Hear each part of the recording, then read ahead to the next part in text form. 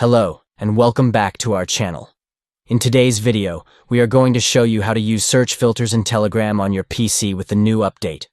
To get started, open your Telegram account on your PC.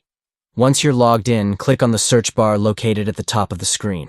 Now, you will see a drop-down menu with different filter options such as chats, media, links, files, music, and voice.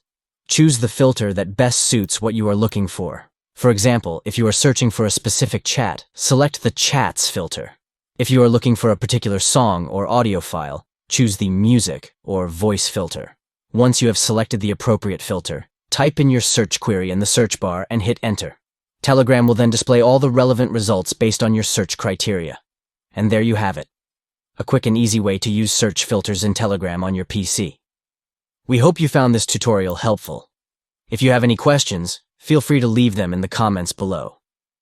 Don't forget to like and subscribe for more tech tips and tutorials. Thanks for watching.